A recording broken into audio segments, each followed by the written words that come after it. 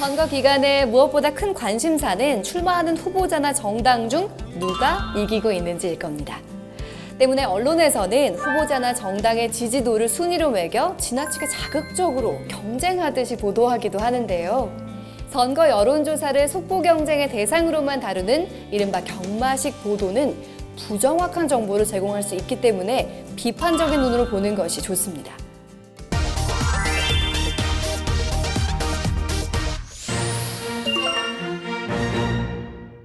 여론조사는 일부 유권자를 조사해 유권자 전체의 의견을 알아보는 것이기 때문에 100% 정확하다고는 할 수 없는데요.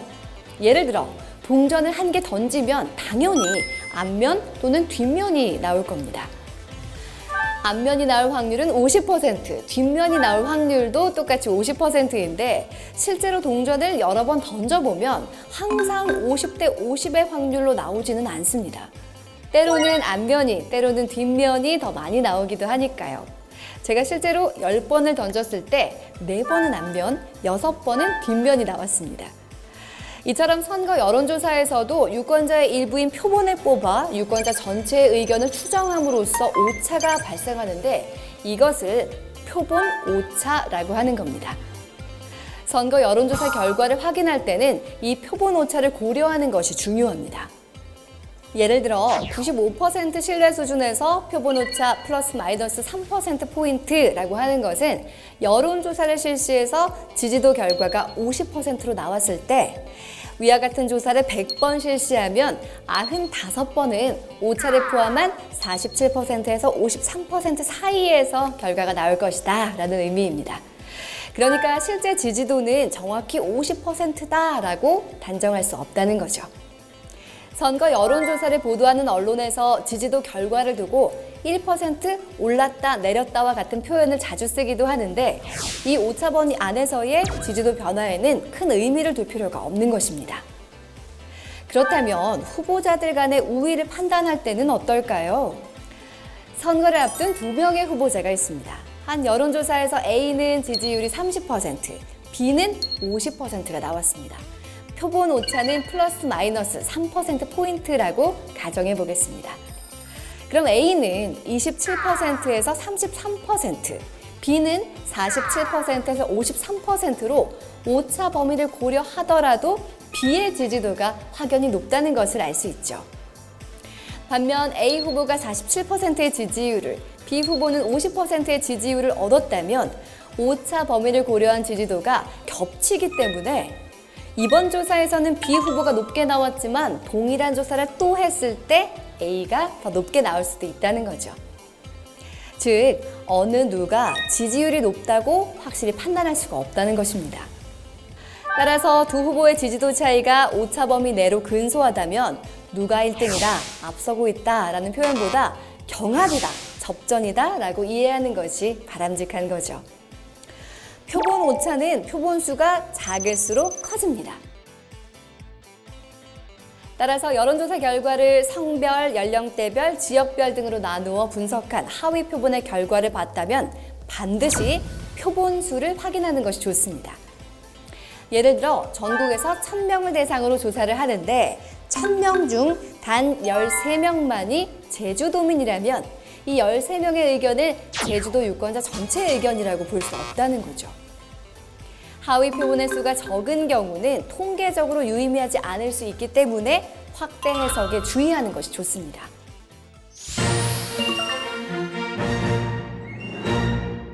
언론에서 선거 여론조사 결과를 보도할 때 그림이나 그래프를 자주 사용하는데요.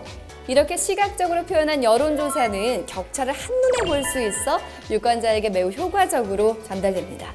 그렇기 때문에 더욱 꼼꼼히 살펴야 하기도 합니다.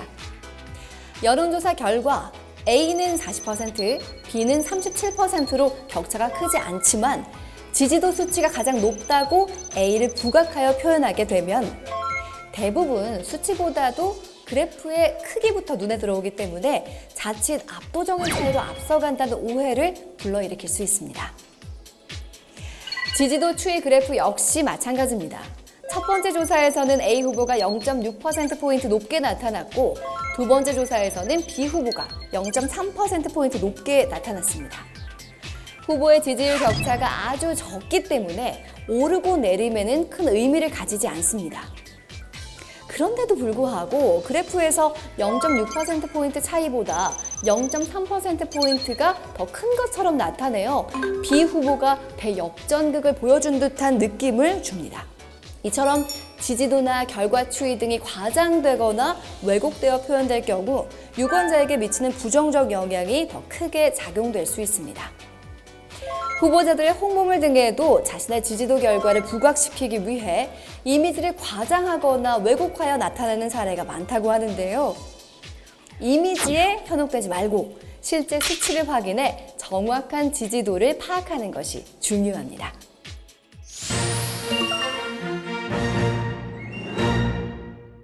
선거철 비슷한 시기에 다양한 여론조사가 실시되고 그 결과가 우후죽순으로 보도되는데 결과가 제각각이라 무엇을 믿어야 할지 난감할 때가 있으실 겁니다. 선거 여론조사는 조사 방법이 다양합니다. 기계음에 따라 버튼을 눌러 응답하는 ARS 조사와 면접원이 직접 물어보고 답하는 전화 면접 조사가 있는데 이 조사 방식에 따라서도 결과에 차이가 있다고 합니다. 누구를 가장 선호하십니까? 내일이 선거일이라면 누구에게 투표하시겠습니까? 누가 가장 적합하다고 생각하십니까? 등 모두 정당이나 후보자의 지지 속성을 묻고 있지만 질문에 어떤 표현을 사용했는지에 따라서도 결과가 달라질 수 있습니다. 그 밖에 집전화 또는 휴대전화를 사용했는지, 어떤 시간대에 실시를 했는지 등 조사기관이 자율적으로 정하는 다양한 조사 설계 방식에 따라 차이가 날 수 있는 겁니다. 때문에 다른 여건 하에 조사된 결과를 비교하는 것은 바람직하지 않습니다. 지지도 수치만을 두고 비교하기보다는 직접 여론조사에 대한 정보를 파악한 뒤에 동일한 방식의 여론조사끼리 비교하거나 여론의 추이가 어떠한지 전체적인 흐름을 읽는 것이 중요합니다. 한편 선거가 끝나면 선거 여론조사 결과를 두고 선거 결과, 즉 정당이나 후보자별 득표율과 비교하여 적중했다 또는 빗나갔다 정확도를 판단하곤 하는데요. A 조사기관은 당선된 후보자의 득표율을 맞췄고 B 조사기관은 1, 2위 후보자의 순위와 격차를 맞췄다면 어떤 조사가 더 정확했다고 할 수 있을까요? 정답은 판단할 수 없다입니다. 지지도 여론조사 결과와 실제 득표율 간의 비교 자체가 불가능한 건데요. 그 이유는 대상의 차이, 시기의 차이가 존재하기 때문입니다. 먼저 선거 결과인 득표율은 실제 투표한 사람들을 기준으로 산출됩니다.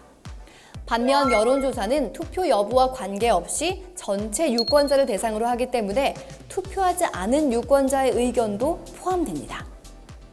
참여하는 대상의 범위가 다르기 때문에 결과에 차이가 생길 수밖에 없는 거죠. 그리고 우리가 언론 등을 통해 접할 수 있는 마지막 여론조사 결과는 적어도 선거일 일주일 전에 실시한 결과입니다. 선거 여론조사 결과를 공표할 수 없는 6일간의 블랙아웃 기간이 존재하기 때문인데요. 중앙선거관리위원회에서 실시한 유권자 의식조사에 따르면 투표일 일주일 전에서 당일까지의 기간에 지지할 후보를 결정했다고 답한 사람이 34.2%였다고 합니다. 이 일주일 동안 3분의 1의 유권자가 어떤 후보를 투표할지 결정하기도 하고 표심이 바뀔 수도 있다는 사실을 생각해 본다면 득표율로 선거 여론조사 결과의 정확도를 판단하는 것은 모순이겠죠. 따라서 선거일 일주 전까지의 여론조사 결과는 선거의 흐름을 파악하는 데 참고하는 것이 좋고 선거 결과를 가늠해 볼 때는 투표율이나 무당층 분석을 통해 실제 득표율을 예측하는 조사나 선거일 당일 투표한 사람을 대상으로 하는 출구조사를 참고하는 것이 좋습니다.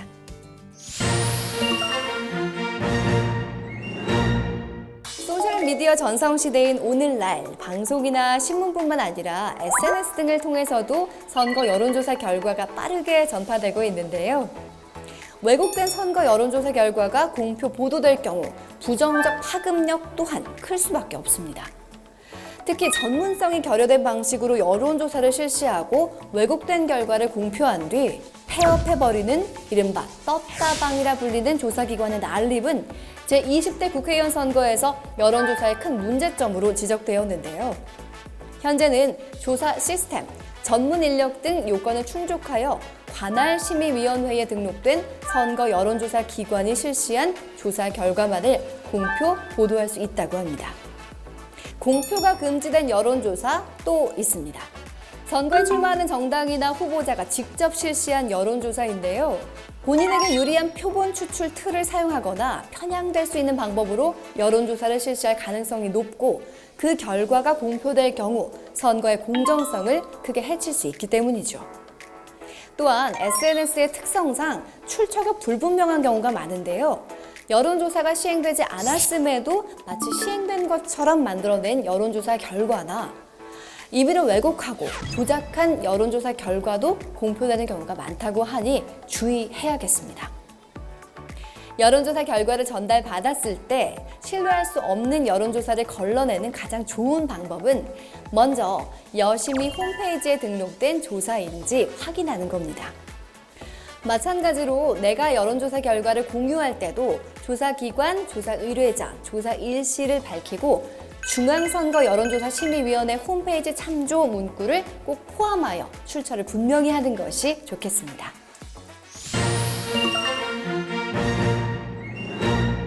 치열한 선거 기간, SNS 등을 통해 여론조사가 실시되고 있으니 참여해달라는 독려 메시지를 주고받는 경우도 많은데요.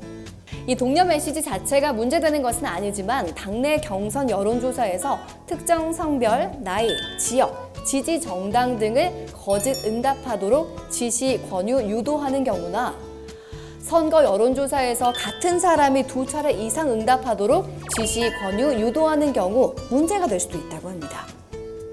실제로 당내 경선 여론조사에서 당원 여부를 허위로 응답해 2번 참여하도록 권유하는 게시물을 SNS에 올린 사례가 있었으며 조직적으로 단기 유선 전화를 다량 설치하고 휴대전화로 사진 전환한 뒤에 여론조사에 중복 응답해서 결과를 조작한 사례도 있었다고 합니다.